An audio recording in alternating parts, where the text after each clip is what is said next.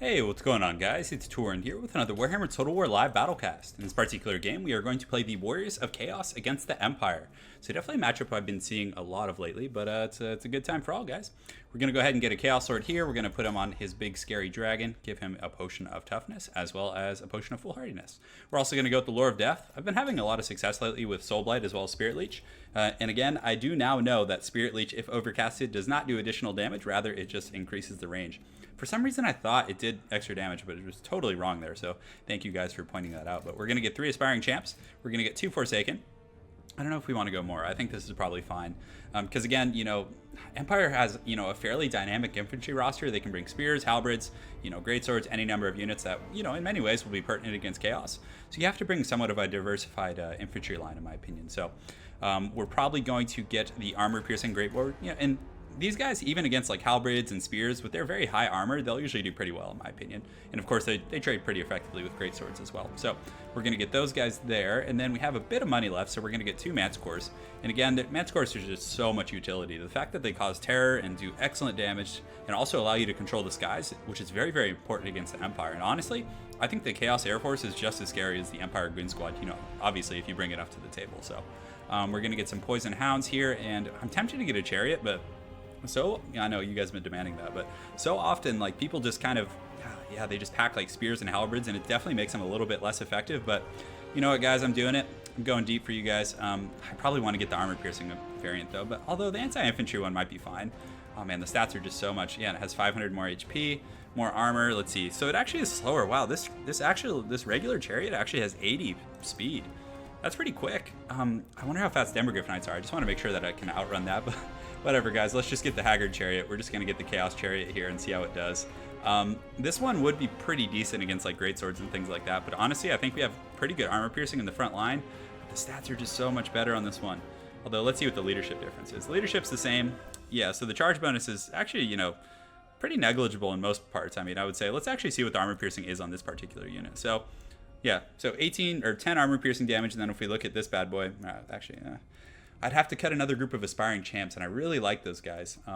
Yeah, let's just go with this, guys. Let's just have fun and see what happens. But again, I think with Spirit Leech in conjunction with, the double Manticore, we can really win that Air Force battle. Because, again, causing terror on the Empire captains and other units like that with the Manticores is really, really solid. Now, the Lore of Fire is pretty good as well. The Flaming Sword of Ruin synergizes really well with the Chaos Sword and gives you a ton of burst. But again, I really like the Lore of Death simply because the Soul Blight is just such a game changer in the infantry battle. It provides a massive, damage debuff, I believe 22%. And on top of that, 8 leadership. When you look at like low leadership infantry units like halberds and spears, I mean, quote unquote low, it can drive them off the battlefield pretty quick. So definitely a very, very solid. I mean, not only will they be losing the battle faster, hence their leadership will drop, but also on that same coin, it does a pretty good damage mitigation and just base leadership debuff. So we're going to set up our front line here, and I hope this Chariot pays off. I actually hurt my hand a little bit. I do jiu-jitsu on the side, and my hand got a little smashed yesterday, so hopefully my micro's on point, but I'm going to try my best for you guys.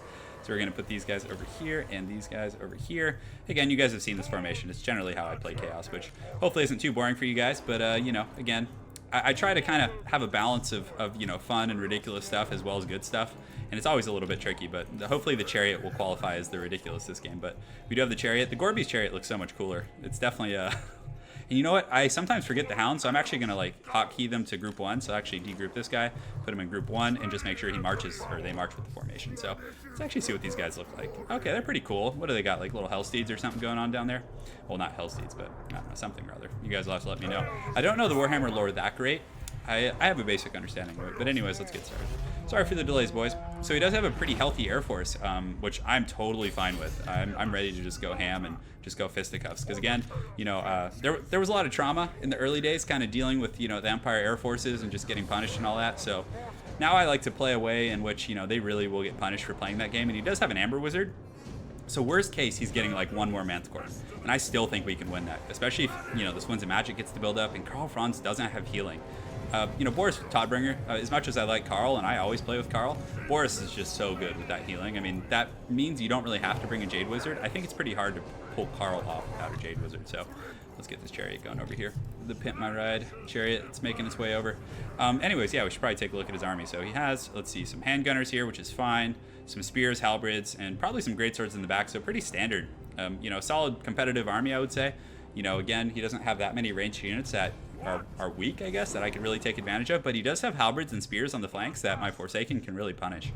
So he's going to get a volley or two off on these guys, which is okay. I mean, I could like run, take a Manticore up the side and go, but he does have these guns. So what I could do is like pull my Air Force around, which, excuse me, probably going to do here. And the Demogryphs are actually slower than the Chariots. So if I can bait those away from the battle, I'm totally fine with that. Because that's, 1,000 plus resources being, allocated to chase my 750. So pretty good situation. Although there's not really any great targets for the Chariots, unfortunately. I probably should have thought that through and just brought the armor piercing variant. But, it is what it is, guys. So I'm going to fly over here and hopefully he'll turn his handgunners to like try and, contest my air game a little bit. But we're actually going to get a Spirit Leech on Carl here. Let's actually go up here a little bit more. And yeah, you can see he's already pulling back, which is good. So he might start shooting at me here. So we're actually just going to pull back. Yeah, and it looks like he's turning to shoot. So that's good. So right now he's not shooting at my front line. Exactly what we want. We're going to get these guys right here. And we'll get these guys right here. And these guys right here.